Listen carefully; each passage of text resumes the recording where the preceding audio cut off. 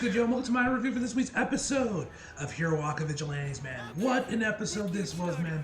Now, this episode I did a reaction for because, as you guys may have saw on the news, this dropped a couple days before the episode dropped, it was revealed that actually Kohei Horita was going to be the episode director for this episode, making this his directorial debut, which is kind of nuts that he's only been working on Hiroaka for a couple years now, since like season 7, I believe, was when he made his Hiroaka debut, and obviously before that he was making Hiroaka fan animations, working on Jujutsu Kaisen, some other shows as well, and he's now made his directorial debut after like a year or two on the job, which is pretty nuts, man. So I had to do a reaction to this episode just for him, man. I love his work, man. You guys know how much he's one of my favorite animators right now. So I actually had to do a reaction to this episode. Wasn't expecting anything too crazy for him from this directorial debut. Plus, the episode seemed to be a very simple slice of life type episode, mostly focusing on Koichi's college. So I wasn't expecting anything crazy. Anyway, which was what happened here, man. We got one really nice cut that he himself did with the soccer court guy that had some really nice character acting in it, I must say, with the moves he was doing, man. It looked really good. Seriously, get Kohei Horita on Blue Lock. The dude's definitely got an eye for soccer. They get on Blue Lock season 3 or something.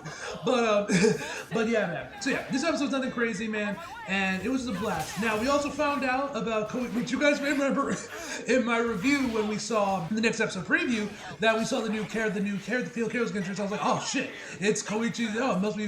I said like Koichi's sexy, hot, sexy MILF teacher. It's again because I legit thought this one was a teacher. I thought because she looked very, she looked mature, she looked older, mature, MILF, I dare say. And it turns out she's just put up Koichi's upperclassman, like, which I thought was good, because like I said, I thought she was straight up a teacher because she looked very old. I thought she was a teacher, but no, she's just like an upperclassman. If I had to guess, she's probably a junior, maybe even a senior in college, man. And now, you guys may also remember this. I'm pretty sure I mentioned this in my review to that episode, to the previous episode, that I suspected that Colleen Clinkenbeard was going to play her, just because she looked a lot like Colleen. I was kind of like, and I thought, and we had already seen previous Hiroaka characters, BAs, I should say, that worked on Hiroaka previously, have made returns into Vigilantes, voicing new characters. It's all been like supporting characters, not so much any of the main cast members from Class A or Class B, but I thought maybe they'll get Colleen to play her. Nope, but we did, no, which while I was watching the episode, I was a little hesitant. I was like, wait, did they get Colleen? I kind of like Colleen, but I'm like, I'm pretty sure it's not Colleen, but she definitely kind of low-key sounds like Colleen. I was about like 90% certain that it was Colleen. But like literally after the episode had aired and I went to go check Twitter to see if there was any casting announcement, we did confirmation on who Molly is, and, on who Makoto is. She's voiced by Molly Searcy, if I pronounce her name right, who you guys may remember as voices of Akame from Akame Gacho. She's obviously done a bunch of other shows as well, Gate as well. She also worked on Kaiju number 8.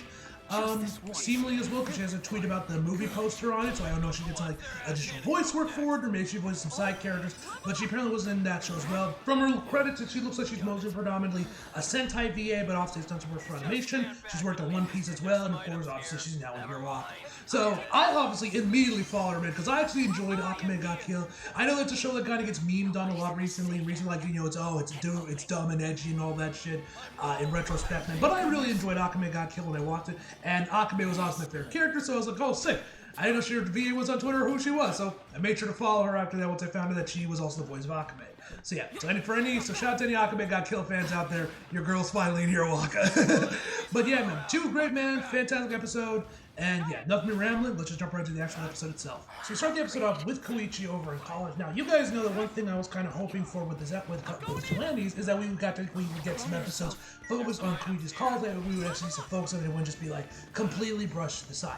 Thankfully, that's basically what this entire episode was, and I do kind of hope this does kind of become a thing. Like, occasionally throughout Vigilantes, maybe after a big fight or something, we go back and, like, spend some time with Koichi during his college. Because I just find this interesting. It's good in Spider-Man comics and whatnot, man, so, like, let's do it here as well. I think it's pretty neat that we actually got an episode basically entirely focused on this. So, Koichi is sleeping in class, probably due to late nights, doing Vigilantes work with Knuckle Duster and Octep, which we actually get some voice narration from him about being a student by day and, Vigilante by night. And he says, like, I'm Koichi Umawara, I forget whatever his last name was. It felt very reminiscent to, like, Spider-Man 1. You guys remember that opening narration that Toby has? About, like, if someone told you I was just your average guy, not not care in the world? Somebody lied. It kind of had that like vibe to it, not gonna lie. I don't know. With the amount of Marvel references in this show, man, I wouldn't be surprised if that was indeed the case. So, anyway, he's in the middle of the class. We have this Professor Bacon doing his lecture, man, with the mic in his hand. On the board, we have the birth of heroes and their origins, advent of extraordinary, the birth of Vigilantes. So, got this whole thing. Now, the VA for this teacher sounds very familiar. I don't know who he is, but I know for a fact I've heard him in something. His voice sounds familiar, and I wouldn't be surprised he was in Pure Walk before, but I couldn't quite place the voice. I think maybe it's Chris Wankamp, maybe? I'm not entirely sure if it is him, though. Anyway, we then cut over to Koichi when he's at lunch in the cafeteria, eating some curry while obviously studying for college. He mentions how his day job takes up most of his time, which is a little rough. Rather, a lot rough, as he said. And that's when Makoto finally gets introduced. Now, like I said, you guys know that when I first saw her, I thought she was straight up like a teacher because she looked like an older, mature woman in like her 40s or something. A MILF, as I called her there. But then we found that she's just a college. Now, literally as Koichi and her are talking, we see some of, I guess, like her friends or maybe some past other classmates of her say like, ooh, Makoto, I know you have that cougar in you. He's like, oh, you know. And I'm like, okay, how old is this woman? Is she? It was my initial prediction, Ryan. She's actually like an older woman in like her 30s or 40s, or is she like around Koichi's age? Because she looks way older than Koichi. I don't know. If any of you guys know that are manga readers of Vigilantes, please let me know in the comments. Because I'm honestly kind of confused on like what exactly this woman's age is. Anyway, so she steps in there, man, and so she steps up and asks. Anyway, she comes up to Koichi and asks to sit down, which he says sure. And she says that she saw from across the room and was wondering what was keeping him so occupied. He shows her the textbook, and then it's hero sociology. She mentions that was written by the professor himself, which is kind of crazy. Which I don't know, like isn't that a bit of a conflict of interest? Like when you have a school professor and they like for the textbook they just give the students the one that they themselves made. I feel that's a bit biased and maybe perhaps a conflict, but I don't know how Japanese colleges work, so maybe that's the thing, man, or I don't know. But I found that a bit interesting. She mentions how it's a good book, but it's sloppily worded, and she says her best bet is to ask the clubbing to pass the exam to go and ask him and just copy their notes. Koichi mentions that of course he doesn't have a club, and she's like, oh, you're a loner. He's like, yeah. And then as they continue on talking, like I said, we have the girls come up earlier that call her a Kruger, and so she got the Kruger energy. And then when Koichi goes to introduce him, she already knows his name and say that he's a freshman in the sociology department, but also the creeper of the East Narahata ruins. And then we get this image of Koichi where he looks like he's like a horror villain or something, man. It was great. I'm assuming this is stuff ripped right out of the manga, how it was drawn, man, and just obviously put into the anime. But I love these little these comic book-esque images that we see throughout the episode, man. They like that either they're just showing us some of the past heroes from the past in the U.S. and whatnot, or just showing off Koichi knows, man. I love these images, man. They're so much fun, man. I love the way they're drawn. They all look super cool. Anyway, and Koichi's like, oh, I didn't know that was still a thing, but then she offers a bit of a trade. She'll help him with his notes while she'll show him while he will show her around the Narahata area for her research that she's doing. So we then after the OP, we then cut over to Pops, which first of all, for the title, they actually changed up the title card for this episode again. It said before it was Vigilantes, then it was villains, and now they've switched it over to professors, because I'm professionals, excuse me, since we're doing Koichi's college. We cut back over to Koichi's place, where we see that Popstep is just chilling around, messing around her phone, eating Pocky sticks, and reading some sort of magazine, probably a beauty magazine.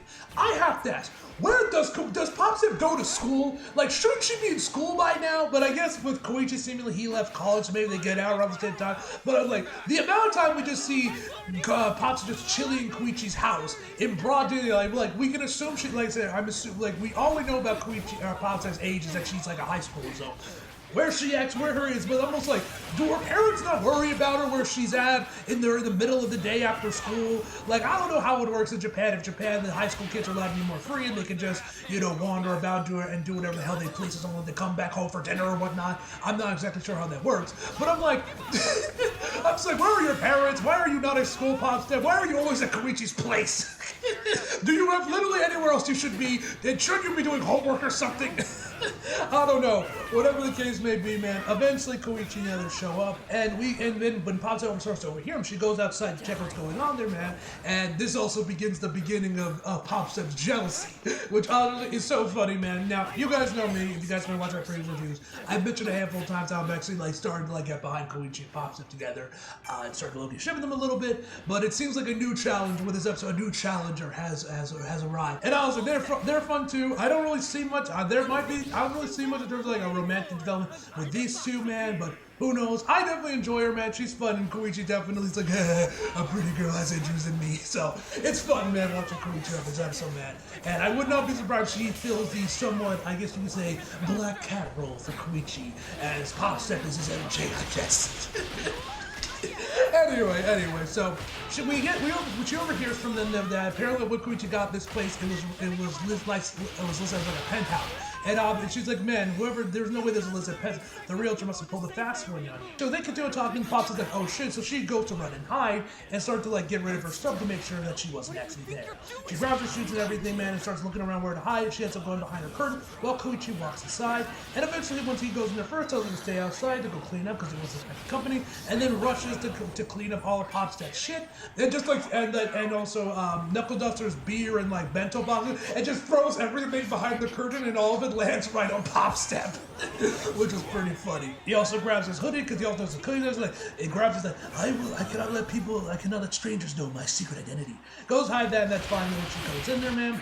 And then she finally helps Koichi start, and well, she finally goes to help Koichi to help him organize his classes and like which ones that are obviously ones he should be able to be a top priority, which ones he only just have to worry about the test for, and which ones he can't let his that as long as he doesn't have to, as long as he keeps his attendance up, he'll be fine. All well, we'll occasionally see Pop's like peeking behind the curtain, glaring at her. So funny. So, and I'm gonna be paraphrasing this because I'm real. It was kind of hard to like try and like keep everything while I was recording this to make sure I got everything right. So I'm just gonna be paraphrasing most of what you say. Basically, Vigilantes, this whole thing is that by the spirit of their activities, a group of people that come together during a time of social unrest. By their very nature, these groups will usually either get one time when that social unrest is gone. They'll either be eliminated or join into any sort of official challenge. Once again, I'm pretty sure I mentioned this before earlier, but I love the look of these, like, I guess B-roll shots you can call them. That, like I said, I'm super ripped right out of the manga that were there for, like I said, B-roll. Look amazing. I love the way they're drawn, very much in the line of, like, 90s comics or, like, 90s anime, man. Very strong, angular lines, and very, very angular, strong lines, thick lines, man. It looks amazing. These shots look amazing. And then eventually she continues on to explain how vigilantes work and then mentions the advent of the extraordinary and the birth of heroes. And basically, once the quirks had started to pop up, a lot of this created obvious massive social unrest, which we obviously see. It's also kind of interesting watching this in retrospect, considering obviously when Vigilantes were publishing as a manga, this was like years before Horikoshi Sensei would show us little bits of what life looked like, or what society looked like back when the quirks first started popping up. We hadn't really seen anything about that around the time when Vigilantes was publishing, because that was obviously much later, so season 6, season 7. I think by that point, Vigilantes manga had already been finished once Horikoshi got to that, when Horikoshi got to that material for those seasons, I think. I might be wrong. I was, like I said, I don't read the manga version, I wasn't really paying much attention to it beforehand. But anyway, so it's kind of interesting to see how this is viewed compared to how we actually see it in Hiroaka in some of the later seasons. I just think it's kind of interesting viewing these in retrospect as an anime only, that seeing a lot of the stuff already showed up in the main series and seeing how Vigilantes kind of explains it and goes around with it when it was years before it was ever showed up in the main series. It's just kind of interesting. Anyway, so like I said, like group of the Korean mass social unrest, a bunch of ordinary citizens came together basically and became vigilantes to try and stop that. Once things had calmed down, they eventually became heroes, and laws were passed to make them official legal heroes. That's what they teach you in school anyway. Da-da-da! And dude, so yeah. Then she asked him about a pop quiz and asked him when the first hero licensing service or whatever first popped up. And of course, obviously, it was America. Now, I, like many of you, probably assume with the amount of Marvel references in both this show and the main series, that the answer to this question was going to be New York. NYC itself, the home of Marvel. No, it was fucking New Hampshire. the most random ass state with nothing to its name you could think of. Fucking New Hampshire. Why New Hampshire? Is that where Jack Kirby or Stan Lee were birthed? Like, why would you pick New Hampshire? Like, that doesn't make any sense. Like, was a very big, prolific Marvel creator like a Jack Kirby or a Stan Lee or a fucking oh, it's John Romita Sr., Steve Ditko, or who have you. Were they born in New Hampshire? Is this a reference to something? Because I don't know why you would pick New Hampshire over New York.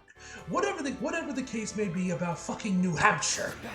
I can't get over that fucking New Hampshire. Anyway, there was 189 vigilantes or heroes, wherever, under this statue in Rhode Island in New Hampshire law.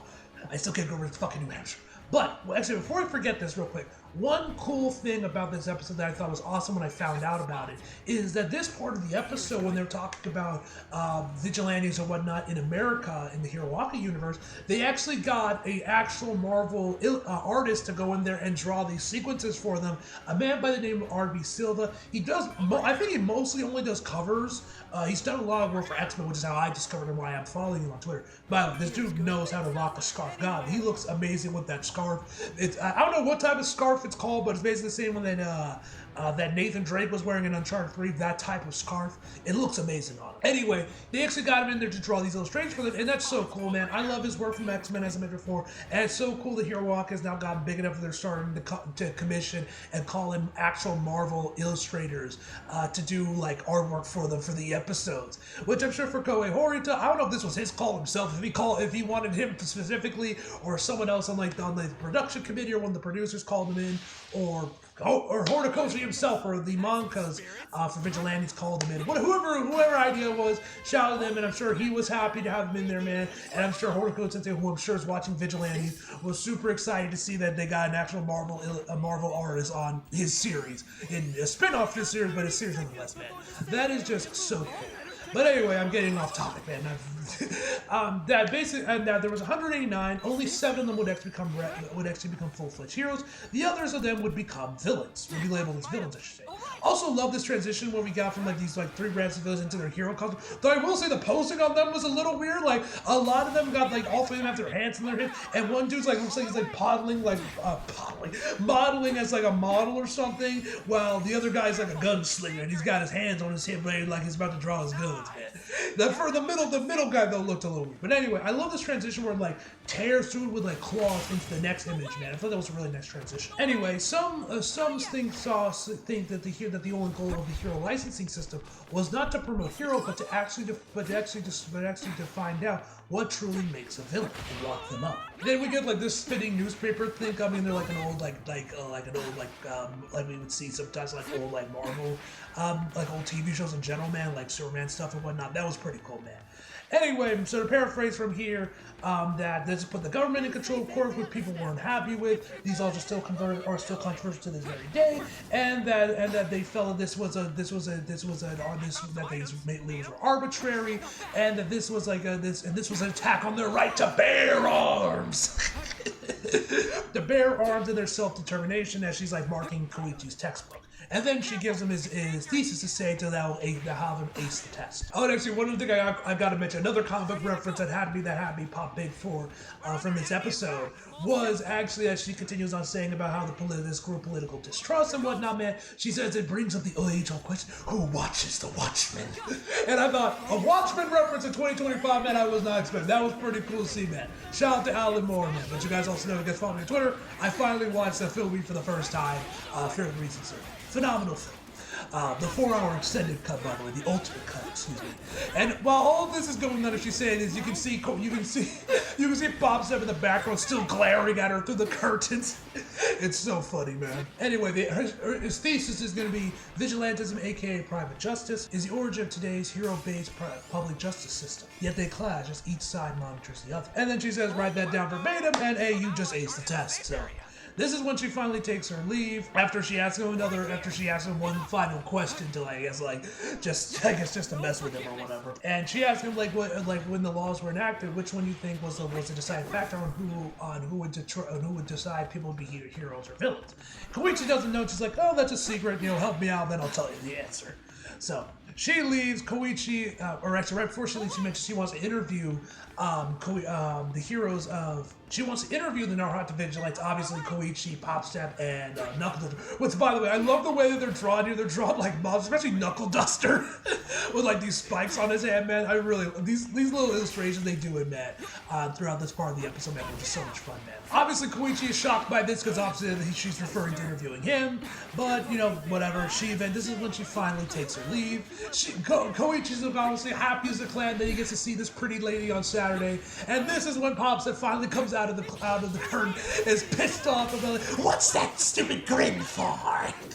Then we cut back to her when she's at her own place, man. She's now taking out her contacts. Yeah, she wears colored contacts. Got her glasses on, got her little headbang up, in her tank top. She's just ready to, like, you know, is she working through her own research? And then this is when we find that she is actually a lead. Now, Amasa, obviously the detective, that's All Might's partner in crime, so he's Jim Gordon. They're actually siblings, man. So he comes back home after a long day at the office. She tells her that he's working on, like, this research paper she's working on.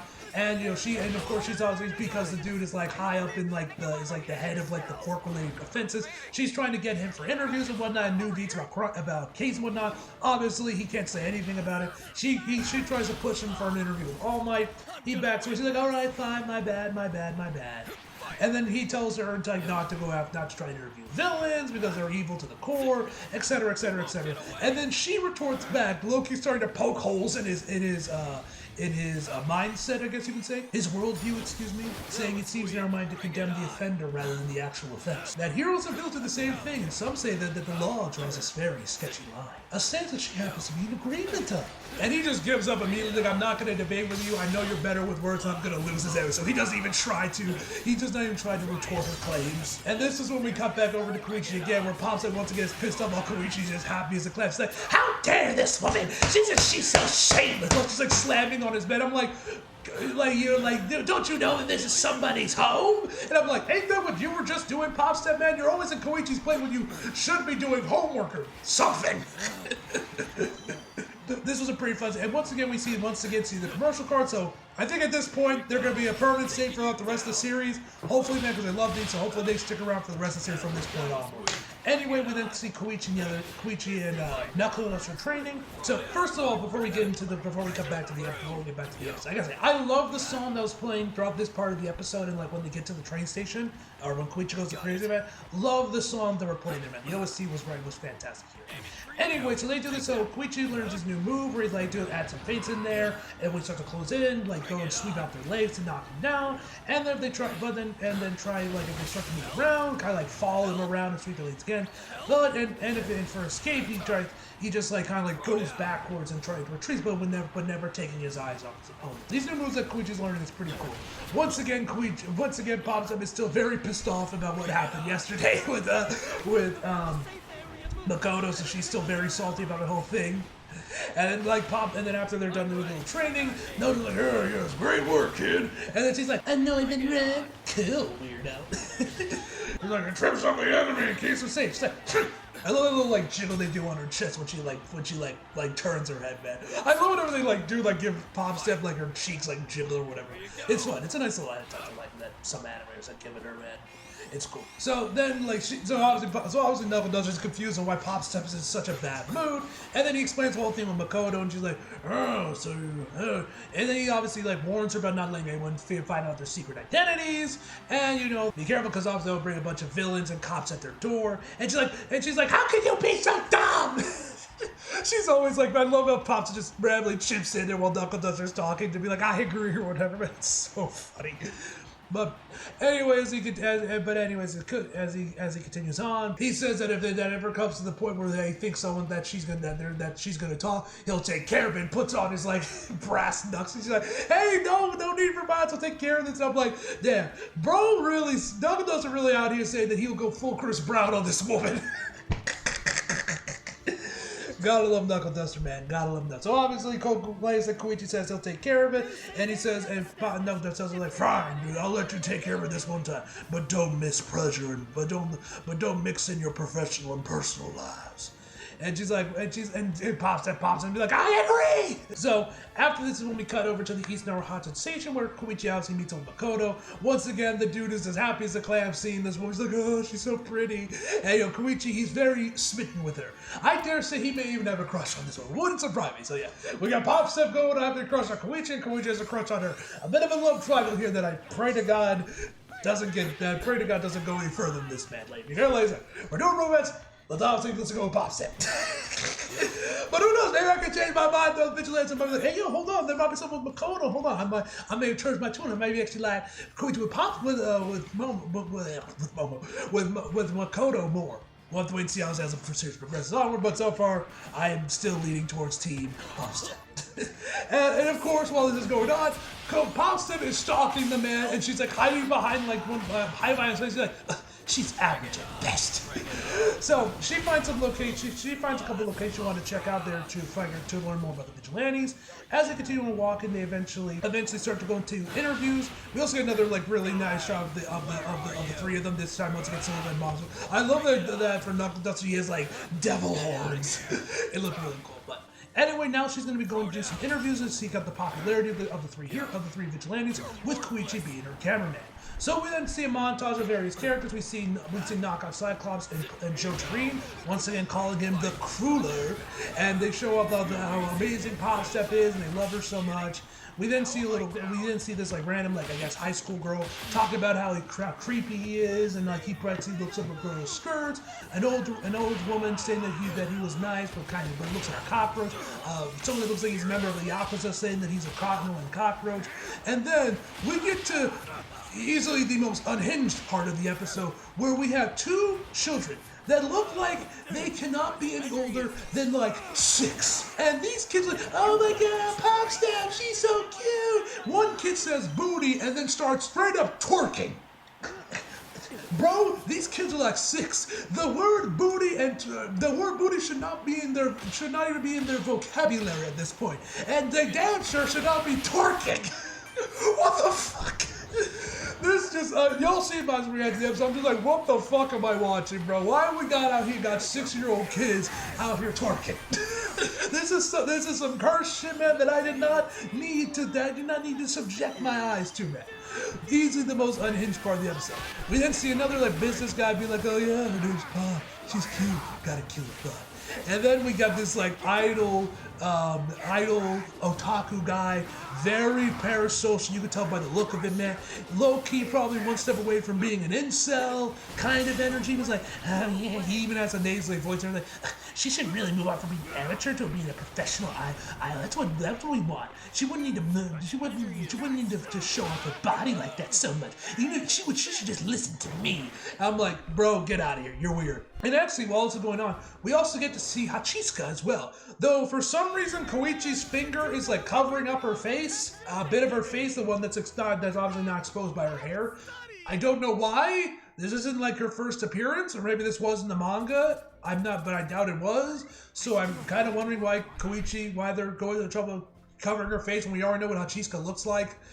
I don't really see what the purpose of this was, but whatever the case may be. We then see some bodybuilder type dude top out say like, oh yeah, that's fake news. Some other random kid saying that like one of his kids got killed by Freaky Fist grandpa, and you know that he died, and that's all true story. So then she kind of chronicles all the data she's gotten so far, and for Pop Step, it's cute. It's her butt and cute. Now the interesting thing about this, and I feel this is something that worked better in the manga compared to the anime, is as you guys may know, one thing that the anime did change up Pop Step's design compared to how she was in the manga.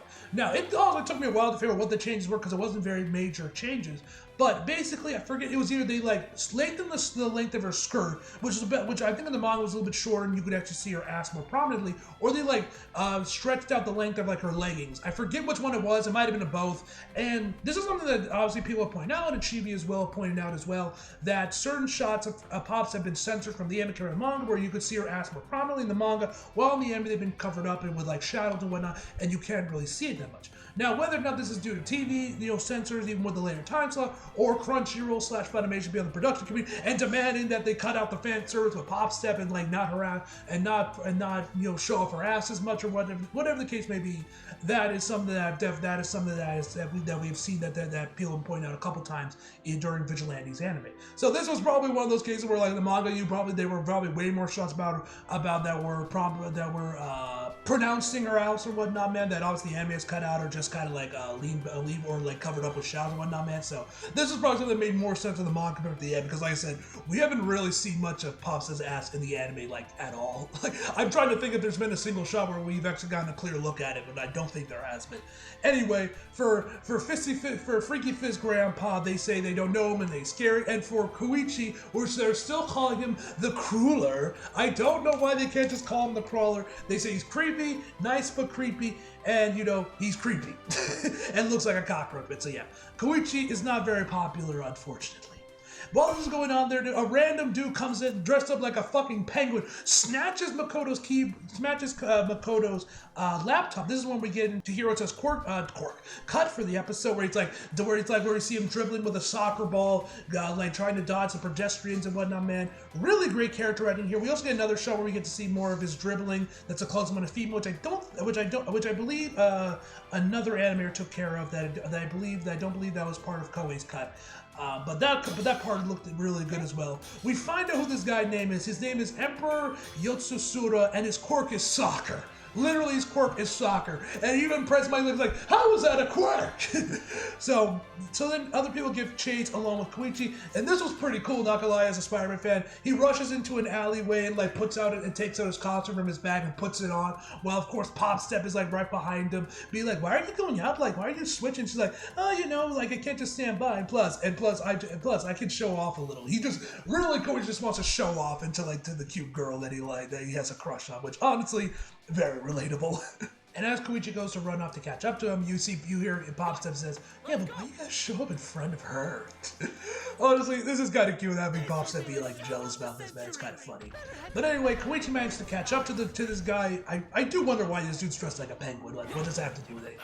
Anyway, he tries to use a sweep and move on, but he manages to dodge while still keeping up his dribble. And then, but then Koichi starts to keep from distance, but keep looking at him. And then the dude just straight up kicks him in the face with a soccer ball, which knocks Koichi down on the floor. Which actually, this cut looked really good as well. This cut was handled by someone by the name of Skyvox. Definitely someone's Twitter hack. But yeah, great cut here, man. And then finally, Knockoff Sayo comes in there to finally take him out, finally. And then, actually, if you're painted, you can actually see on Joe Trin's belt, he has a belt buckle with an X on it. It's like, bro, he didn't try to hide the X mark. So they just start beating the shit out of him. Eventually, Makoto catches up when Koichi hands her the computer, or hands her laptop, and say like, and be like, oh yeah, one of them showed up to finish it, showed up to grab it for you. And Koichi like fell over and fell over because he was going too fast to try to catch up to him. And then Knockoff Sayo says, bro, the cooler didn't even do anything. Which, that's the one thing I feel that's kind of weird. Like, you guys remember earlier on the episode, Knuckles was meant to like, don't let anyone see your identities, keep it a secret, blah, blah, blah. Even though, like, he's never, which I find kind of weird considering he's never admonished him about unmasking himself in front of Ingenium, a pro hero. Joe Turin and Knockoff Sayo seem like they do obviously know that Koichi is the Crawler, because obviously the dude never wears his mask for some reason. And, so I was kind of weird they're talking about Makoto, but not these other two instances about the whole secret identity things. And then also more people haven't figured out that Koichi is the Crawler, considering, like I said, he never wears his mask and he also has sunglasses on, but never actually wears them, so it's kind of bizarre, but anyway, whatever the case may be. Koichi and Makoto say their goodbyes while Pop Step is still watching on from the rooftop. Which I got to say, this shot when we see her overlooking the rooftop staring at him was a really nice shot as well. So she offers him a handshake, he takes it, and then this is when we find out what her quirk is, polygraph. Of course, the sister of a cop her quirk is being a living polygraph. So obviously, once they make contact, she obviously can tell if they're lying or not, and she asks him if he's the Crawler. Which obviously he is, which Koichi denies, obviously. Also, I love the way this was visualized, man, with like the blue background, man, the blue hues, and the little like EKGs or whatever, the heartbeat things that you see on like heart rate monitor things show up, man. I thought that was a really nice stuff. This shot looks amazing. So that looked great. Anyway, she asked him if he's a Crawler. Koichi obviously denies it, which somehow comes out to the verdict of truth. which is honestly shocking considering, you know, Koichi is not a very good liar, so I'm kind of surprised he was able to fool a polygraph. So that's either this quirk isn't as useful as we think it is, or Koichi is just really good at lying, at least in this one instance. So who knows? But anyway, we then end the episode off with Mako back in her place. Sad that she's missing the extra spunk, the extra punch that her paper needs to be really good. At best, it's halfway decent. She thought she had something big, but she thinks that she's starting to lose her touch, which maybe she is if somehow Koichi was able to, like, you know, fake out her quirk and make it seem like he was telling the truth when he wasn't. So I'm kind of curious if we ever get more info about that, how Koichi was able to fake her out, was able to, like, to, you know, get to not to fake her out or whatever. I'm kind of curious if we're gonna get more on that. Anyway, we then end the episode off with Koichi and Pasta reading off their reviews of what each other is, and of course everyone's saying that Koichi's lazy and whatnot. Well, for Pasta, everyone's just talking about her ass. Anyway, guys, that's where the episode ends. Phenomenal episode, man. Great. It was so cool to see Koichi Horita's directorial debut as the director for this episode, man. Great animation that we got with a couple great cuts, man, with the saw with the penguin dude. And yeah, man. Anyway, guys, overall, give this episode a 9 out of 10, guys. Hope you guys enjoyed the video. Leave a like if you did, subscribe if you're new. Follow me if you feel like it. Links are below. And as always, subscribe for more. See you guys next time.